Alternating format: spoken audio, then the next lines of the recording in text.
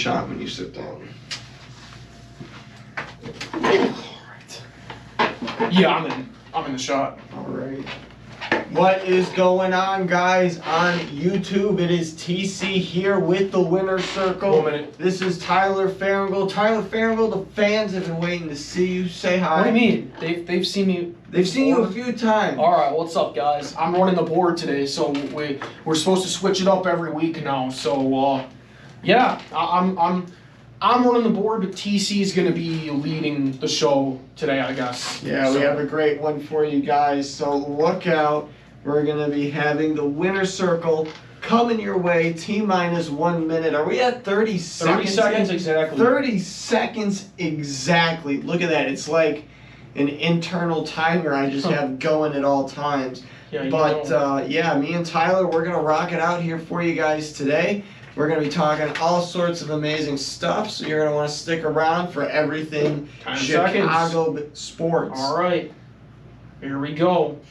In 5, 4, 3, 2, 1. I wish I could say something that was classy and inspirational, but I just wouldn't be honest. Yeah, I like to hear it. SportsTownChicago.com. Are part of the Keon Air Network and available on the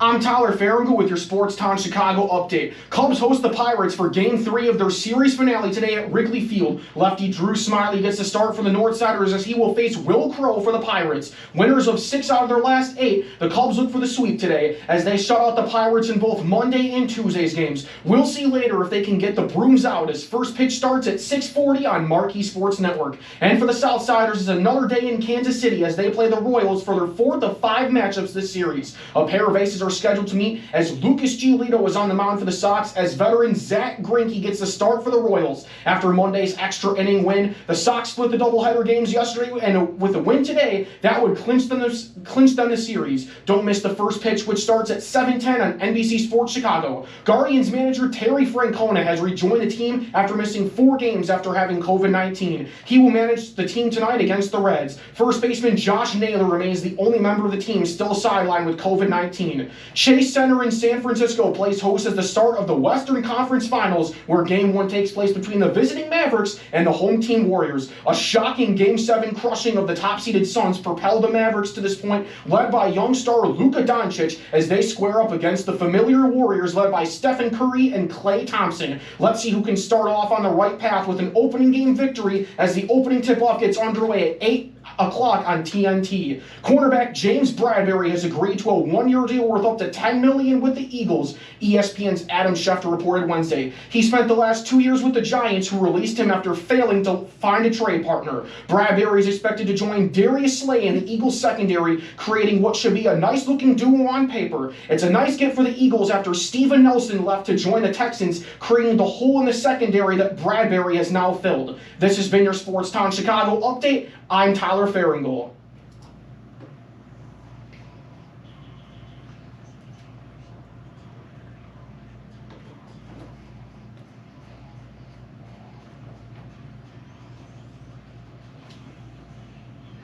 Hello everybody and welcome to the show. I am TC along with my co-host Tyler Ferengul. Tyler, how you doing today? I'm doing great, man. How about you? I'm doing fantastic. It was nice out, not too hot, not too cold, just beautiful. It's been a little too hot for my liking lately, but you know, some things have been a little too cool, like those Chicago White Sox, but we're going to talk all about that in a moment. First, I just want to thank you guys for tuning in to the Winner Circle here. You can follow us on Instagram, _Winner Circle _22, or subscribe to us on YouTube at TMT. Links also up on our Instagram. But we're going to be getting into how at least one of us has gotten their NBA Finals champion, possibly left in the hunt, and we're going to be getting into the Chicago Bears, talking all about their record, and then we're going to be getting into some of the questionable things that have been happening at sporting events. But we'll get into all that a little bit later. Right now, I want to talk about the quiet, the soft Chicago White Sox. You're going to go quiet because honestly, after their first doubleheader game yesterday, they actually got back up to 500. But that TC was bugging me about this, or not bugging me, but he was complaining to me about this a lot. He said, doesn't matter what happens, you can't lose a game 2-1 to the Royals. So it doesn't sound like he's too happy despite the Sox being on sort of a better streak lately from my understanding. I mean, yeah, a little bit better of a streak, that's great, but it's not saying much when you're not dropping like 8 in a row. So, I mean, anything's better than that. And honestly, you know, one of the things that I wanted to talk about was specifically all the heat that Tony La Russa has been getting because of this. A lot of people are blaming him, saying, oh, this is going to be his last season in Chicago. He's not going to stay here past 2022. And there's a lot of things that I might disagree with the coaching style of La Russa, like we were talking about, changing guys in and out of the lineup. But at the end of the day, it's not like he is the one hitting. It's not like he is the one failing to execute on the mound. Does he sometimes make the bad call as to who to come into relief? Sure. But Liam Hendriks is the go-to guy. He's blown some save opportunities. He's given up some home runs. He's given up some runs as well. The White Sox bats have been so quiet. They're a home run hitting team, not a lot of home runs as of late. Not one of the top home run hitting teams in the league. In fact, as of their wrap-up against the Yankees, they were 19th in the league in home runs, so the bottom half of the league. So honestly, for a team that relies on the home run to score, it's been a very, very slow season for Chicago. Well, getting back to Tony La Russa a little bit, they brought him in as sort of like a veteran guy to really get this team kind of off and running. Obviously, the Rick Renteria experiment didn't work out. They had a little bit of higher expectations than falling flat in the first round with an extended playoff format. But La Russa was that veteran presence to get this young team sort of off and running. And while we have kind of hit on him for his moments, like last year with the Yermin Mercedes thing of, why are you hitting off of a 3-0 count? Well, hitters get paid to hit. Dude, this is what they make millions of dollars to do. You're basically telling them don't do their own job. But I agree with you. Liam Hendriks has been struggling this year, but might as well get these blown saves out of the way in the beginning of the season rather than the end. I'd rather have them start hiccuping now than rather in the postseason, you know, if they are in like one of these close games. I'm not just saying it because I think that's what's happening, but last year against the Astros, you know, you want him to close out the deal and get that save off a run. You know, like you were saying, 2 outs, here we go, they're going to get a game. Oh, no, the Sox give up like 4 runs in an inning. So get that stuff out of the way now. But how about Dylan Cease? He's been a huge bright spot for the Sox to start the year. Just had another nice outing on Monday despite getting kind of rattled against the Yankees. But this guy, I think TC's the clear undisputed #1 pitcher for the Sox right now. Oh, yeah, Dylan Cease has been an absolute gem, kind of out of nowhere. I mean, he had a pretty good season last year, but it wasn't anything that you were, you know, jumping up and down about, going, oh. But now Dylan Cease, I mean, he's got amazing stuff this year. He's got a lot more movement on all of his pitches, and it really does just like, it takes me away how he's been pitching. All the Chicago pitching, honestly, has been doing pretty solid. I mean, they're 3rd in walks, 6th in strikeouts. They start to fall off in terms of earned runs, but they don't give up a lot of runs overall, 9th in runs. So overall, when I look at the Chicago White Sox, pitching's honestly kind of living up to the potential, maybe underperforming a little bit, and you know, in certain games it seems to get a little more out of hand than others, but it's the Chicago White Sox hitting that has such a stacked lineup that somehow has gone so quiet.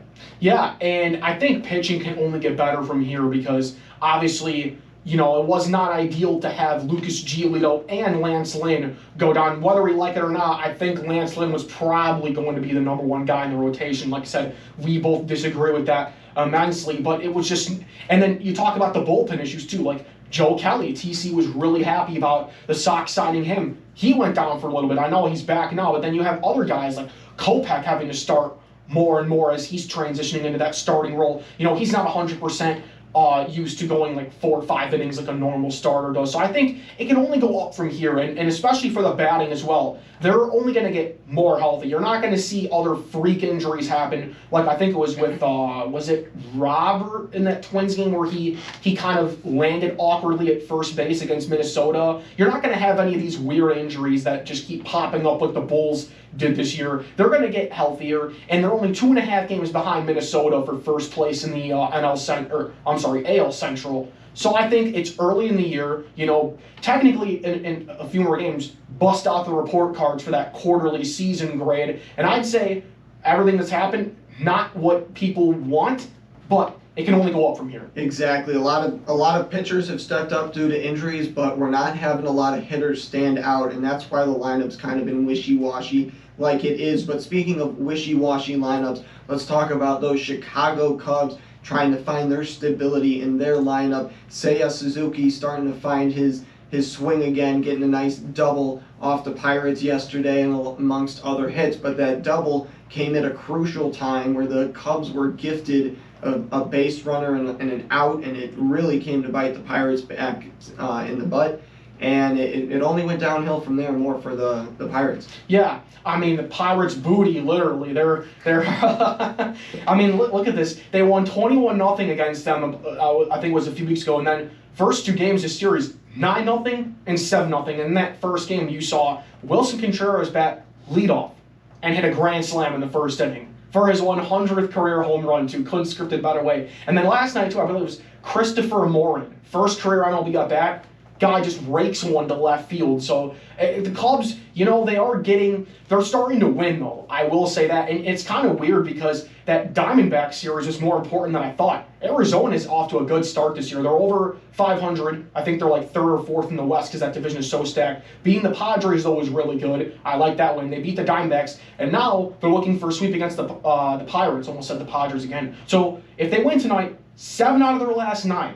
Not too bad. Yeah, especially when you look at the way they were playing most of the season. Not too terrible, but they weren't winning any series. Now they got back-to-back series wins under their belt. Three series wins, Yeah, you're right, with the win last night. Back-to-back series wins. That's not something we've seen from the Cubs this whole season. And just before you get this out there, I want to throw it out, a big shout-out to Hughes out there on the Cubs. He went out there, his major league debut, struck out 4 batters I believe it was in his first 2 innings. Right. So amazing job. Shout out to him. He came in, shut it down. His Cubs picked him up as well in the bottom half of the innings. So major shout out to him. Did a great job. I think we're starting to see, too, a little bit more consistency in the lineups. Like, David Ross still does kind of move people around, but it's not as much as we've seen within the first, 2 or 3 weeks of the season. Like, I haven't really seen Nick Madrigal's name in the lineup the last few weeks. Jonathan VR, as much as I've kind of frowned upon him, he's been actually producing in the lineup. I think he has an RBI in each of the last 2 games, but who hasn't with the way they've rolled on the Pirates. Seiya is playing good in right field. I don't think Jason Hayward's been playing that much, but we've already touched on him being a pretty bad hitter. Frank Schwindel, again, he's starting to really contribute. And then Wilson Contreras, the one guy who they have not traded since that World Series victory last year. And he's one. I've always thought he's been a great catcher, and I'm glad that they kept him. So I think we were starting to see that those first few weeks were kind of a test. Who has earned their spot to play basically every day, or 99% of the time? And David Ross had that answer pretty early. That's when they started losing a lot of games, is when the consistency started. But now it's starting to pile back up. So you're hoping, TC, from here, more series wins. 3 series wins in a row, though. I'm not complaining any day of the week. Yeah, exactly. And especially, getting back to what you were saying, there's been a lot of Cubs players that have started to stand out. Schwindel, Seiya. P-Wizzy's hot every now and then, but it's not like he has a couple of games where he's like, oh my God, he can't miss. Exactly, but also Ian Happ has been doing pretty good as well. So now that you start to get these guys that are really starting to stand out, at the plate, in the field, you don't really need to switch them around as much, because now as a manager, okay, this is who's good here. And, that's one thing that they're getting right immediately, and counterparts in the South Side just don't seem to have an answer for. So for the Cubs to be able to turn it around this early, like have an idea about their starting position players, despite the shortened preseason, and spring training, despite all that, they're coming out before, we're a quarter of the way into the season, and they're like, okay, this is our fighting unit.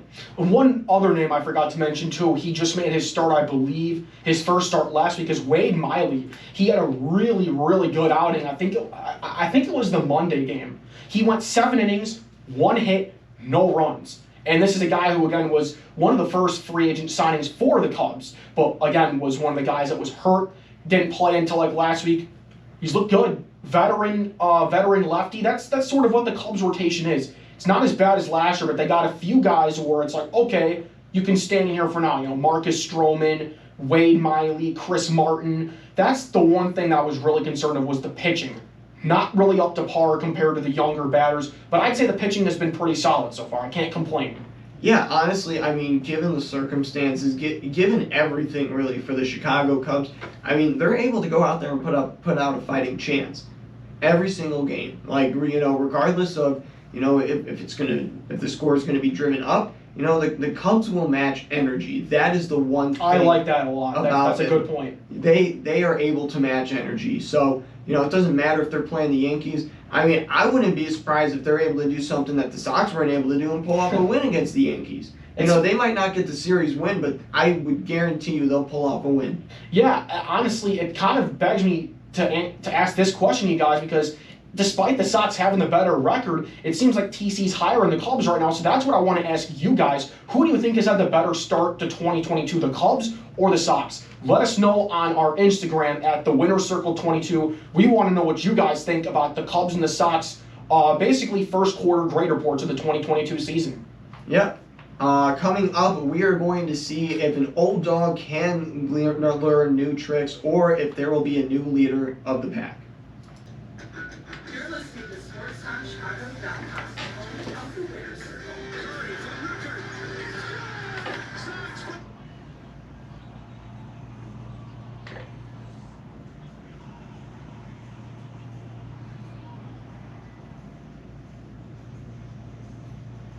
What is going on, everybody? It is TC back with the Winner Circle with my co-host Tyler Ferengul. Make sure you guys are subscribed on YouTube at TMT.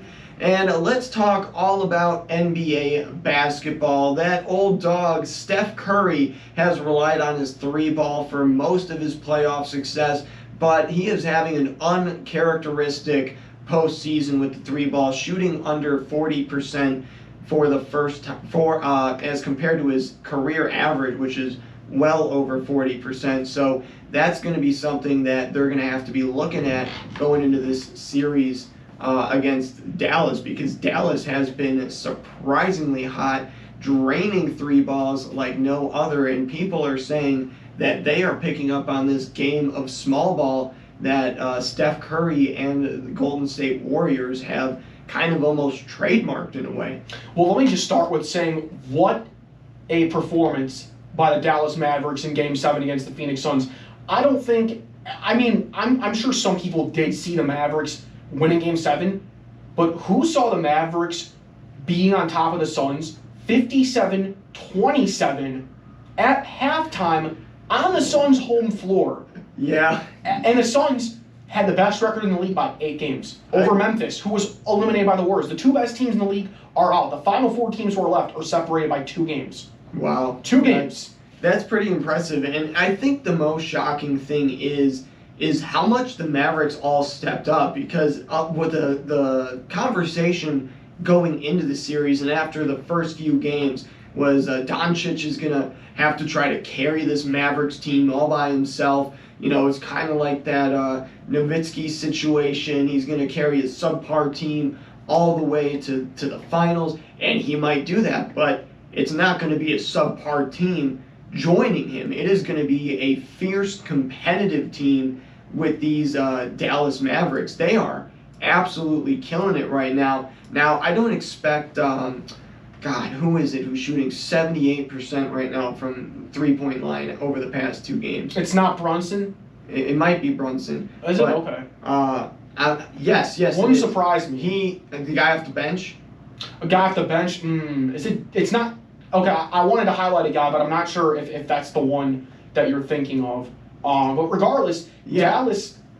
You can't expect them to replicate 78%, sorry, but no. I mean, it is still ridiculous to have a guy that's going to be shooting 40% plus from the three-point line. I think one guy that really has to step up for the Dallas Mavericks is Spencer Dinwiddie. Remember that trade near the trade deadline where Dallas sent Kristaps Porzingis to the Wizards? I think there were more people involved in this trade. Maybe there weren't. The trade centered around the Mavericks sending Kristaps Porzingis to the Wizards for Spencer Dinwiddie, who had some time in Brooklyn, contributed, is considered a solid player, but he hasn't really shown out at all for the Mavericks, and that's why I was really keen on someone else to step up, is because these games where you saw Phoenix win against Dallas, Doncic was the only one really doing anything special. Brunson occasionally would score 20 points, but when they would win, Doncic would be involved. Brunson would be involved. Other people would step up as well, not really Spencer Dinwiddie, and that's why I want to see that was such an important trade for them. If he can be the guy to step up for the Mavericks, another guard three-point shooter who is very well at the ball and could be playing complement toward Doncic and Brunson, Dallas has a great chance. Because honestly, I have this weird feeling that the Warriors are going to handle Dallas. I hope I'm proved wrong because I want to see a great series. That's my prediction, though, unfortunately. But I really want to see what Dallas can bring. And I think if there's going to be a guy that steps up for Dallas, it has to be Spencer Dinwiddie, TC. Oh, yeah, absolutely. And he was the guy I was thinking about over those past two games. So I do apologize for that, ladies and gentlemen. But moving on, they have been a team that has just been able to overcome. I mean, and it's really just come down to that three ball. They look like the Splash Brothers of a few years ago when they were just making everything. I mean, they still have that magic of the Golden State, but I mean, they're getting older now. Like Dylan Brooks on the Grizzlies said, they're getting older and we're getting younger. There's going to be more teams that are going to be coming for them. Exactly, and that's the thing is these guys look just as good, and being younger, they're going to have fresher legs for a longer period of time. They're going to be able to recover quicker. They're going to, have that extra quarter step on these older guys, and you kind of see that a little bit with Curry at the end of that Memphis season. There were just a few times where you were like,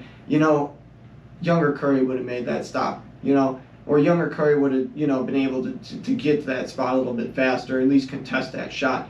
But, I mean, it's not that he did bad. It was just you could tell, the years of going as deep as he has into the playoffs starting to wear on him. That's the thing that I'm most looking forward to see is everybody knows that the Warriors are going to come into the series as the favorite, being the higher seed, and obviously from having potential success. But are the Mavericks ready for this moment? Are they ready? They just beat Phoenix, who was in the finals last year, who was the best team in the league by a wide margin. Are they ready to take another step? That's going to be the biggest question mark for Dallas. Is Luka Doncic ready to establish himself as one of not just the best young players, but the best players in the league? And that's what we're going to ask you guys right here on our Instagram. Will the Mavericks take that next step up in this Western Conference Finals series against the Warriors? Let us know on our Instagram at the Winners Circle 22. I hope I'm proved wrong. I'm going to say yet again, though, I have a weird feeling the Warriors are going to win in 5 games. That's my overall prediction. But let us know what you guys think on our Instagram at the Winners Circle 22 or our YouTube at TMT. So, let us know, guys. Yeah, and that's the thing that I was thinking about, though. Who do you think on the Mavericks would be able to slow someone down, like in the East, On the Mavericks? Yeah. I think Boston plays better. I'm not trying to diss Miami, but I think Boston plays better defense. Like someone like Tatum could go up against Doncic. They're about the same height, play about the same position. Smart, obviously, too. There's a little bit of a size advantage, though, for Doncic, even though Smart is hurt and whatnot. But it'll be interesting. I don't even really know, honestly. There's one of 4 matchups that could potentially happen for the finals. But let's switch gears to the Eastern Conference. We saw Game 1 last night between the Boston Celtics and the Miami Heat. The Miami Heat turned an incredible third quarter comeback into a Game 1 victory to remain unbeaten at home in the playoffs. They won, I believe it was 118-107. They took Game 1. My prediction coming into the series, and TC does not know this, but he'll appreciate this. I said Boston is going to steal either Game 1 or Game 2. Obviously, Game 1 didn't happen. So I'm going to predict they'll win Game 2. Then the home teams will win the rest of the games. Boston, Celtics in 6. Really? I you know what, man? And of course I said this right before halftime, or right before they came back from the third quarter. I said the Celtics are playing title-winning basketball, and the Heat go out and outscore them 39-14 in the third quarter. You know, Tyler, one thing that I've realized is if we don't commentate on the sports while they're happening, we have no impact on the game. Zero whatsoever. Yeah, I realize I'm a jinx. All we need to do is just keep our mouths shut. We don't see it. We don't hear it. We're watching it, but you know, it's in one eye, out the other. You know. I know. You can't really be watching because the second we have any opinion, that the opposite has to happen. Oh, I know. It's terrible. It really is terrible. Tell me though how I did an NHL bracket and I predicted 6 of the 8 first round series correctly, but I guarantee you I got more than that wrong in the NBA. But it just goes to show you that you never know when what could happen come playoff time. And I feel like it's funny because in each series, the 2 teams that are left are some teams that nobody was really talking about. In the West, it was Phoenix, Memphis. Nobody was really talking about Golden State and Dallas. Then in the East, despite being the top 2 teams in the East, nobody was talking about Miami. Nobody was talking about Boston, except for TC. But here they are, battling in the conference finals. And this goes back to about a 10-year rivalry, maybe more, when LeBron and D. Wade were on the Heat. Then 2 years ago, they met in the Eastern Conference finals in the bubble when Miami won, I think as a 5 seed. But this is it's interesting matchup to say the least. Yeah, it really is. And honestly, one of the things that I always thought about going into the playoffs was, you know, how did these teams really perform? And the teams that relied on 1 or 2 guys to win didn't really succeed, aka Chicago Bulls. Relied on DeRozan, Zach LaVine. That was basically the end if those 2 didn't score a bunch of points. DeMar DeRozan had a few games where he didn't eclipse, 25 points, so obviously not going to win. Same thing, Embiid, was the heart and soul of the 76ers. Yeah, where was James Harden? I know, Question. Right? I mean, he showed up for that one game.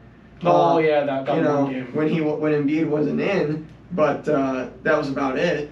Yeah, I mean, but that's the thing with Boston. Yes, Jason Tatum has been the anchor for this team, but they play such great team defense, and they do a great job of distributing the ball to other members when Tatum is sort of keyed on. Like, Al Horford not being there in Game 1 was huge.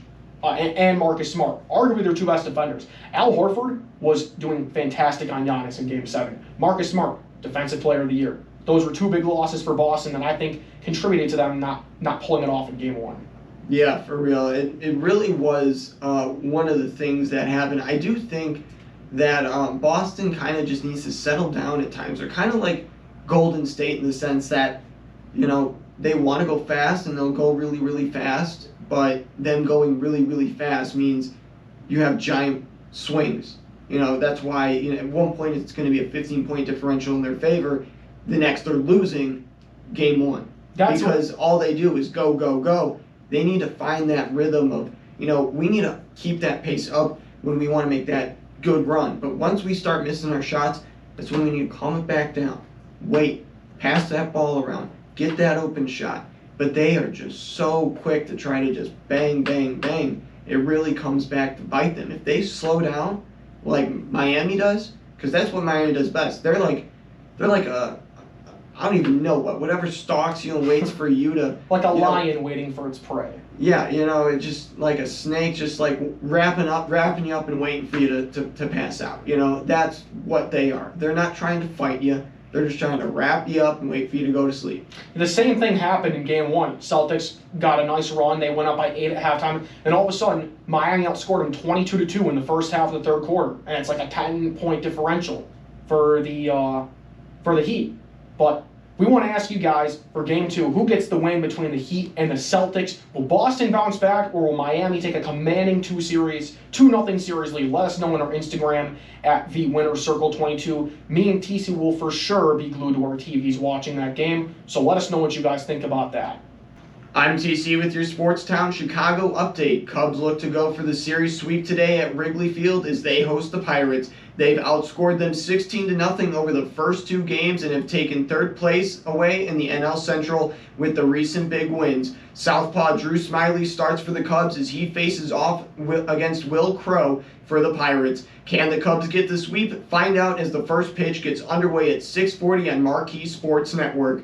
As for the White Sox, they prepare for another matchup on the road against the Royals. It'll be 4 of 5 for the series, where the White Sox have taken 2 out of 3 so far in Kansas City. Lucas Giolito takes the mound for the Southsiders as veteran Zach Greinke gets the nod for the Royals. Can the Sox get the series win, or will the Royals leave the last game as the ultimate decider tomorrow? First pitch starts at 7:10 on NBC Sports Chicago. Game 1 of the Western Conference Finals happens tonight as the 3rd-seeded Warriors host the 4th-seeded Mavericks. The Mavericks took out the top-seeded Suns in Game 7 to advance as the Warriors bested the 2nd-seed Grizzlies in Game 6. Can the Mavericks star Luke Doncic lead them to more magic and wins, or will the Warriors get the win and on their home floor? Opening tip-off for this exciting matchup starts on 8 p.m. on TNT. In NCAA football, Ohio State is expected to extend current head coach Ryan Day through the 2028 season, pending the school board of trustees' approval. Day is expected to get a pay raise that increases his total compensation from $7.6 million to $9.5 million annually, making him the 5th head coach to make more than $9 million a year. In 3 years leading the Buckeyes, Day has posted an impressive 34-4 record and a 23-1 record in the Big Ten play. Day's current contract ends after the 2026 season, and the school obviously has seen enough of him to warrant an extension. This has been your Sportstown Chicago update. I'm TC. How's it going, YouTube? How are you enjoying TC's Twitter circle? All right, I know this isn't normal. I know Tyler usually hosts, but it's your boy TC here, leading the reins like the gosh darn cowboy he is. All right, we're firing from the hip, and that's how we roll. Don't even sweat it, okay? You don't need to worry. You don't need to complain. The winner's circle is here to ease your pain. They call me Limp Biscuit. Do they? No, they don't. They call me Wally P. Hickenbotham. Do you want to pull up the Bears schedule on my phone? No, I have the Bears schedule, Tyler. Oh my God. I really don't know. Alright, less than 30 seconds.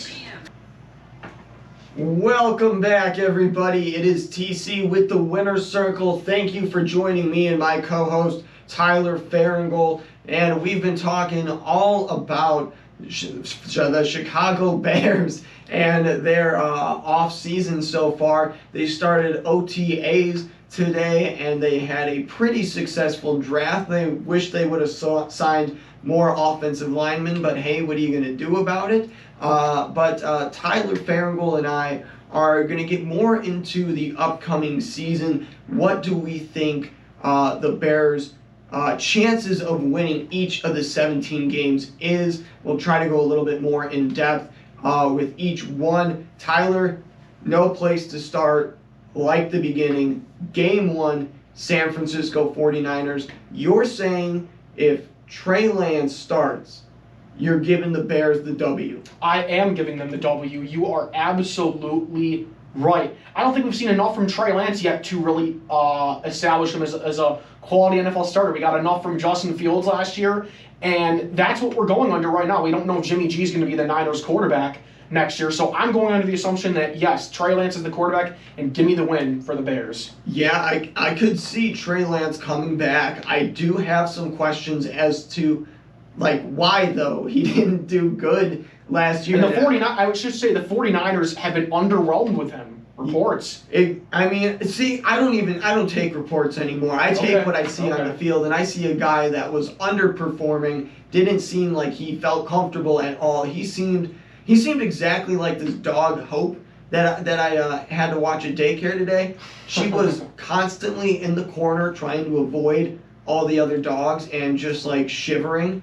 And that's pretty much how I see him. He doesn't seem like he wants to be in that pocket. He doesn't seem comfortable. He seems like he's just trying to get the ball out of his hand, which, might be a good thing. Maybe he'll turn into a gunslinger and, be able to complete some passes if the fear of God, so to speak, is put into him. But honestly, it's kind of scary. Yeah, but who knows? Who knows if we will see Jimmy G back for the Niners week 1? We'll just have to wait and see. So, okay, game 2 then, Tyler. Green Bay, obviously, God. You would like to hope that Chicago could beat such a annoying city that smells so bad. I mean, how much cheese does it take to run you out of town? But, Green Bay, it's an away game. I'm sure 90% of the problem, like I said, is going to be the aroma in the air. But do you think there's a chance Chicago can sneak one away here in Lambeau? Not in Lambeau. And thank you, NFL schedule people, for always putting the Bears on the road for the primetime game against the Packers. I feel like that happens every year. Every year the Bears are on the road against the Packers. So thank you, NFL schedule guys, for favoring a team. Nobody would know what the city of Green Bay is if it wasn't for that team.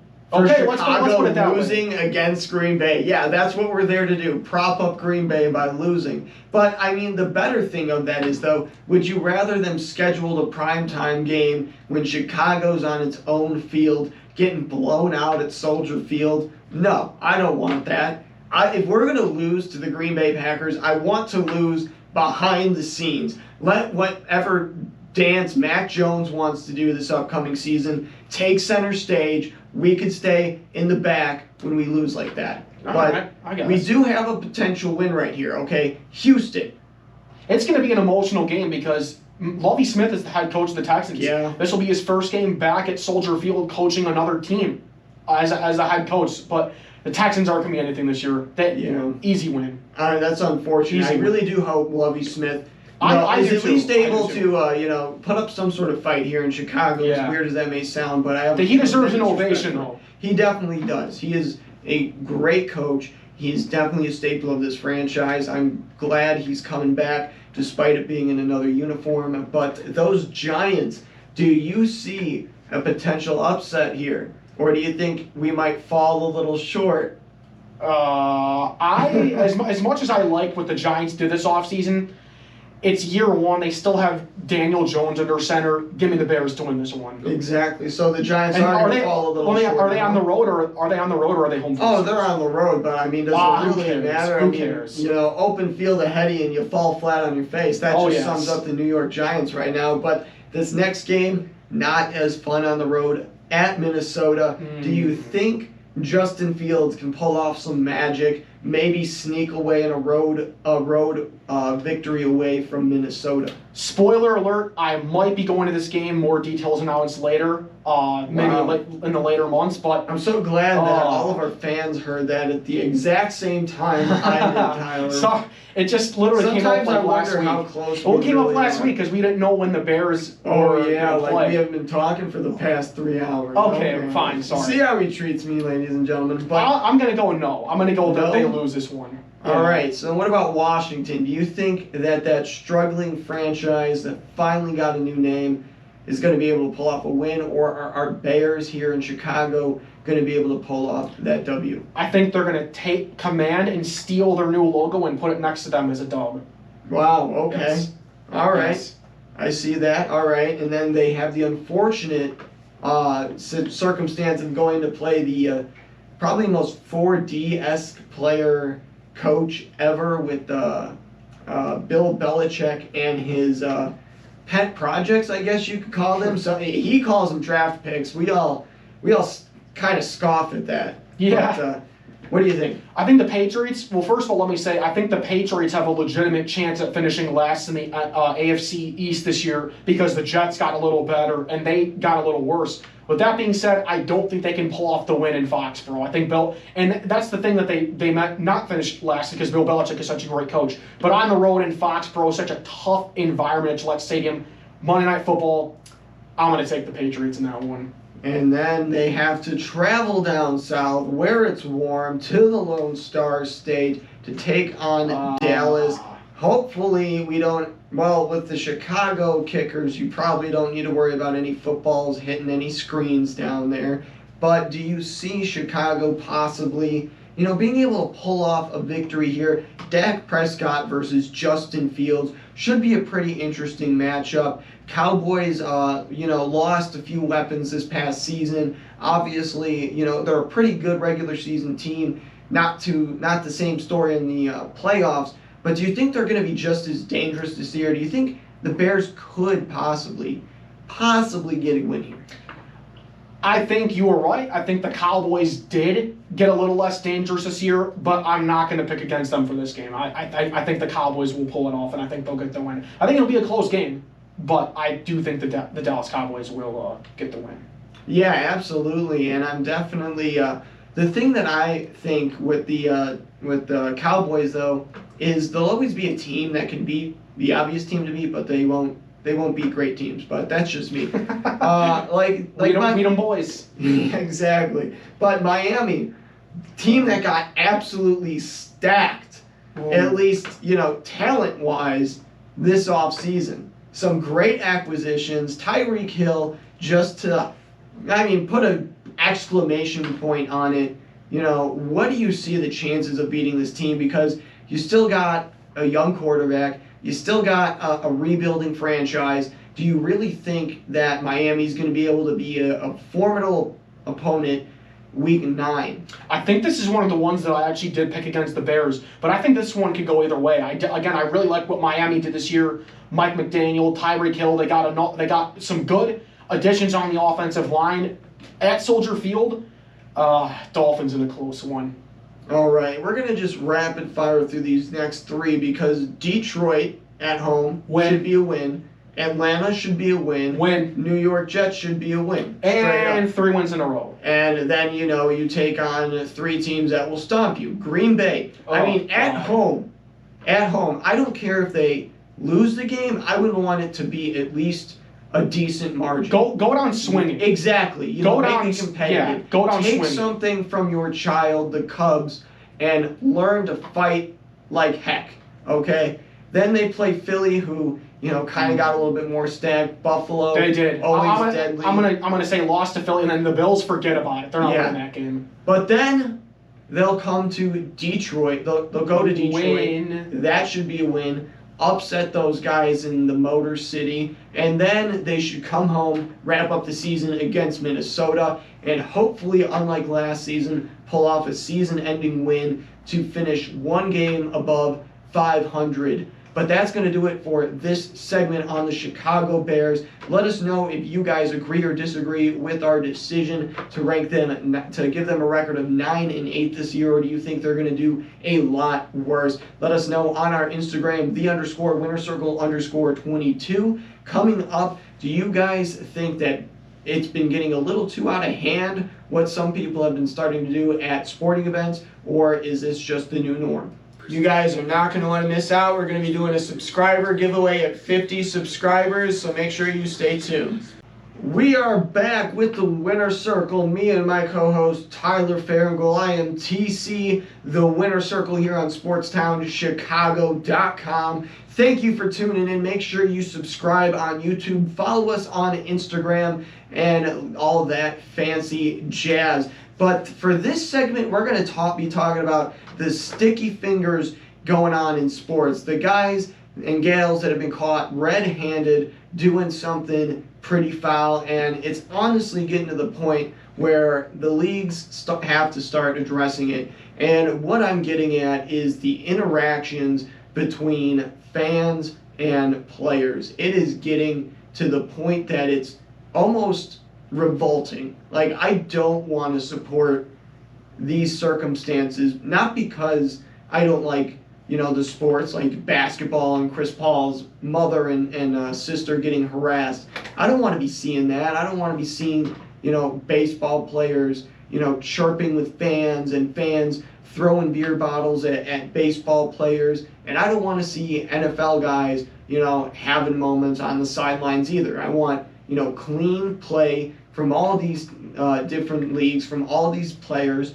And I don't think that's too much to ask, right, Tyler? I don't think it's too much to ask for at all. And I think the most pathetic thing about this situation is the fact that it's happened so much more in the past, few weeks where we saw the girl you're referencing with sticky fingers, literally what was it, taping or gluing herself on the floor in that Timberwolves Grizzlies game. Then you have the Yankees fans throwing beer at Guardians player Miles Straw. At first when Stephen Kwan got hurt, some fan was cheering at him. He goes, it's like, what are you doing, man? That's wrong for you to do that. Then later when the Yankees hit the walk-off, throwing beer at Miles Straw, and then it's just all hell breaks loose from there. Then you have the thing with Chris Paul. So it's just pathetic that this stuff is happening at such a rapid rate. And I'm glad you brought up that Guardians incident, because that is one of the issues that basically summarizes my point. The fans should not be doing stuff like that. And with all of those members of the staff in that area, they should have recognized. Maybe they weren't recognizing it, but There's it gotta should be get more to the aware. point that they should be able to recognize when stuff starts to escalate. When you have fans kind of getting on your guys' nerves, you need to be able to remove your players from that situation and calm them down. As players, you got to be able to keep a level head. I understand, that's your brother out there on the field who just got hurt. This guy's, talking about how fantastic that is, how he's happy, and I get how that sucks, and I get how that's hurtful, but at the same time, you are escalating it by climbing up the wall and starting to shout at them. You are making it more than what it needs to be, because everyone would be looking at that guy, and not to say that we still aren't, but everyone would only be looking to that guy as doing wrong. You jumping up there saying, I'm only protecting my teammate who's safe now, who's getting examined, you don't need to do all of that. You could talk to the guy from the field. You don't need to try to climb up there. I think the biggest thing for me is, too, with these situations happening more and more, like TC was referencing, every time someone chirps at Russell Westbrook, he goes right back at him. The thing that I think is huge for me, whatever kind of opinion or stance you have on this, if you are an athlete, I think at the end of the day, you have to realize so many people look up to you. So many people see your image as a role model or one of the biggest things in their life going on right now.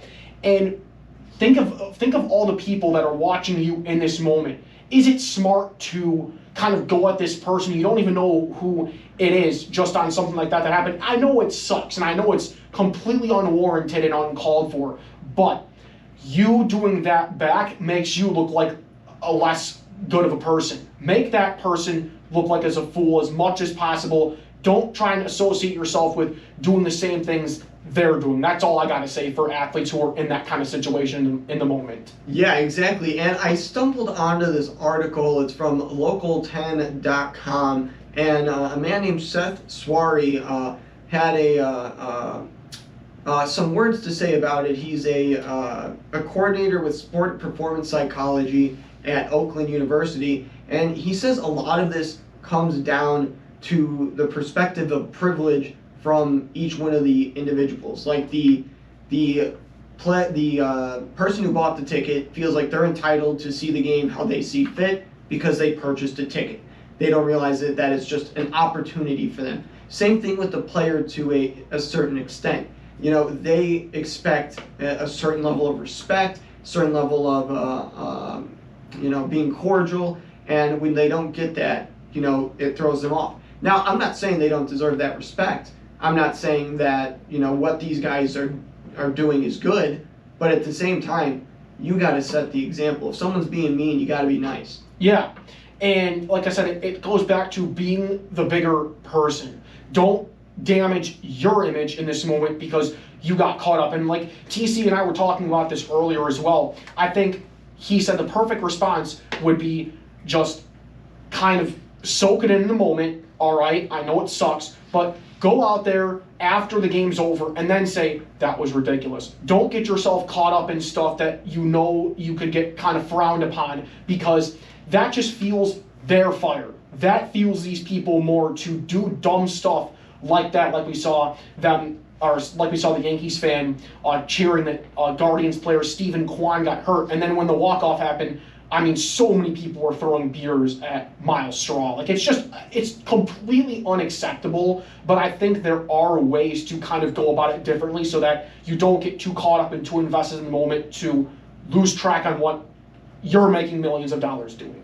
Exactly. And the Washington Post actually had a study from 2011 to 2015 about violence outside and in NFL stadiums. So, because throughout the 2000s, the NFL, a lot of sporting events have been trying to crack down on over intoxication, fighting, all these kind of malarkey things going on. So after this study, shout out to Chicago. We are tied for the least amount of arrests at our Chicago sporting events for football. That's good to hear. At 0.8 arrests per game. So shout out to Chicago. Chargers, please do better, man. The Chargers are number one. 24.6 arrests really a game. The Chargers. A game, bro. Okay, wow. That's insane. I'm really surprised it's not Philly because those people get into fights every game. Beyond that, game. The study also said that a lot of what it has to do with is it a rivalry games? So like Green Bay and Chicago, more likely for there to be a fight. Did the home team lose? More likely to be a fight. How close did they lose? Because the closer it is, the more likely there is to have altercations. And that's just something that us as fans out here in the audience, spectating this game, we got to understand it is a right. It is not a right to have this. This is a privilege. These teams have to maintain, the grounds. They have to pay these players. This organization has to maintain a brand. And when we go to these sporting events, we need to at least maintain some civil order when we go there. I understand sometimes, maybe you didn't mean to say something, maybe you accidentally push someone, whatever that happens, and I understand. We could all do the right thing and, be able to shrug those off. But for the times that it doesn't, obviously, try to avoid that altercation. Absolutely. I 100% agree with you. So I want to ask you guys this on our Instagram. Is there anything different that you want to see maybe be enforced at games so that this doesn't happen again? Let us know once more on our Instagram at the Winner Circle 22. TC hit on some great points there with people just needing to be more civil. I 100% agree with that. But athletes as well. Take a step back and realize, hey, you're in the moment, you're making millions of dollars. Don't damage your image in something sometimes so silly and abrupt. Yeah, and that's not to say that they don't have the right to stand up for themselves, because obviously they are people, they are just like us. They're going to succumb to all their, faults and pressures and all that. So we're not trying to rag on them or saying that they're the problem or, some of them might be, but overall, like Chris Paul has every right to stand up for his mom and his sister, absolutely. But let us know what you guys think on our Instagram, _winnercircle_22. Subscribe to us on our YouTube at TMT. Thank you guys for tuning into the Winner Circle. Until next time, I'm TC. And I'm Tyler Ferengul.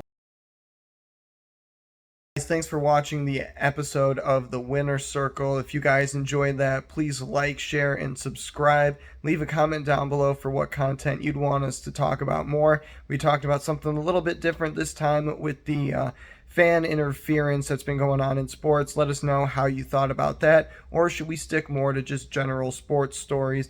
Let us know in the comment section down below. Until next time, I'm TC.